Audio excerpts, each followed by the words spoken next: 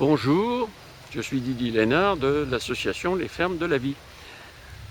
Alors, je vais vous parler de quelque chose qui nous tient à cœur, des fermes de la vie. Là, je commence une série de vidéos de 5 minutes, un peu plus, un peu moins, pour vous expliquer quoi?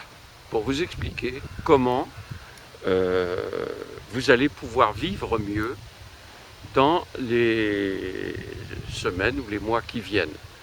Alors, quand vous allez pouvoir vivre mieux, ça c'est vous qui décidez, hein. Vous pouvez continuer à vivre comme vous vivez maintenant. Mais c'est un peu dangereux.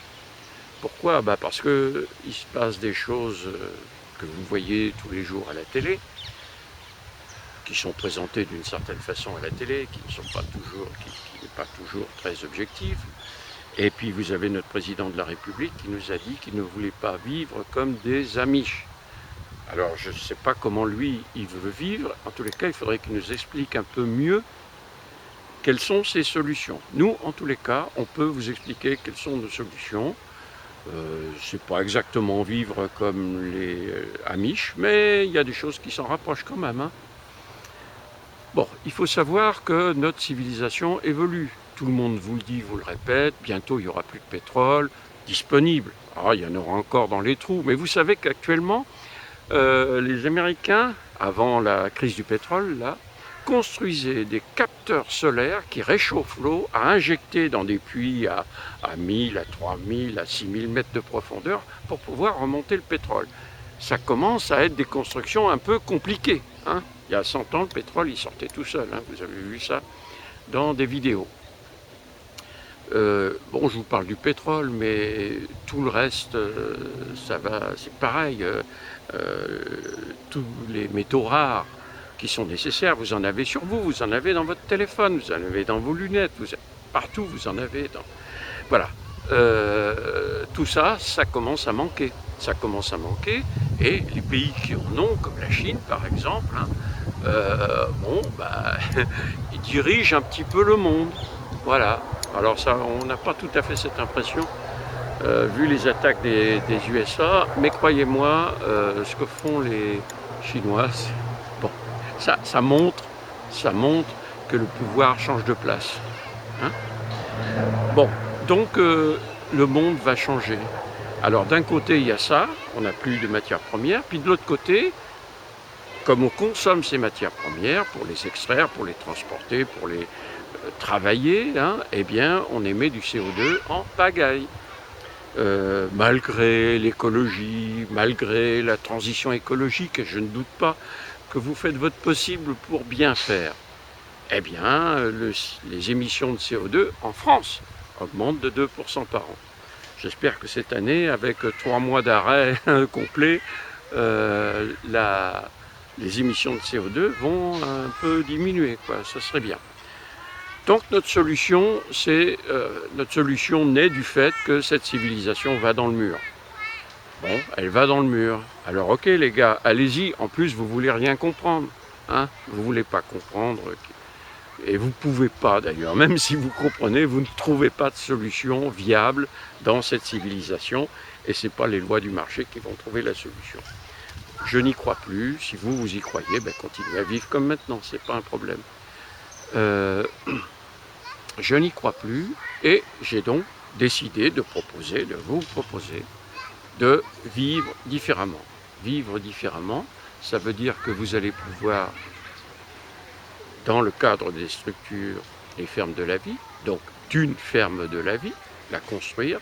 C'est une personne qui démarre, et peu à peu, il y a 500 personnes qui s'agrègent autour d'elle. On appelle ça une communauté. Je ne sais pas si le mot est bien choisi, mais enfin c'est comme ça qu'on l'appelle. Une communauté. Cette communauté va trouver un terrain de 1 hectare. 1 hectare, c'est 120 pas sur 120 pas. 100 mètres sur 100 mètres, c'est 1 hectare. Ça paraît tout petit comme ça, et puis en même temps c'est très grand. Tout petit parce que c'est sur cette surface-là qu'on est capable de nourrir 500 personnes, et beaucoup plus quand tout va bien. 500 personnes au bout de 4 ans.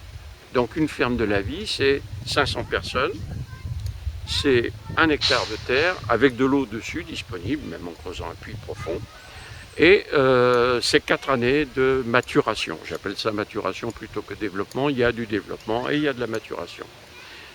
Et au bout de ce temps-là, on a une communauté capable de vivre autonome, disons en grande partie, mais pas complètement autonome. Il faut d'autres structures comme celle-là à côté d'elle et qui se partagent des travaux qui sont un peu spéciaux, je ne sais pas, fabriquer du tissu par exemple, soigner des malades qu'il faut opérer, de tas de maladies qui vont être les résidus de ce que nous vivons aujourd'hui.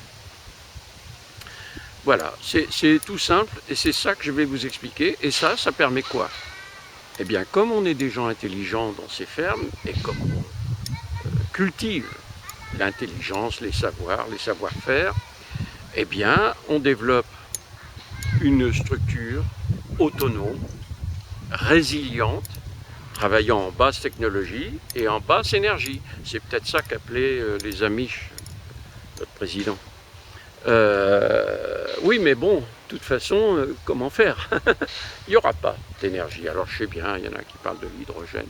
On oublie toujours de dire comment on produit l'hydrogène, n'est-ce pas? Bon, et puis l'hydrogène, il y a aussi des métaux rares. Bientôt, il n'y a plus de métaux rares. Tout ce qui est industriel, ça ne peut plus fonctionner. Enfin bon, ça va fonctionner un peu, là, voilà, quoi. Tant que la civilisation existe. Mais ça va forcément s'arrêter. Donc ce ne sont pas des solutions. Les solutions, c'est d'abord les hommes. Voilà. Dans ces fermes, je vous parlerai de transporter les savoirs, l'intelligence, les savoirs et l'intelligence de cette civilisation dans la suivante. Parce que les savoirs qu'on a développés, c'est certainement la plus belle œuvre que les humains ont fait sur cette terre. Voilà. Et ça peut partir en fumée le jour où la civilisation s'arrête, la production d'électricité s'arrête, et tous ces savoirs, bon, ils sont dans des ordinateurs, n'est-ce pas? Bon, on les aura perdus, donc on va essayer de les sortir avant. Voilà, j'arrête là, on parlera de tout ça beaucoup plus en détail. Chaque jour, je vous fais un petit épisode. Merci.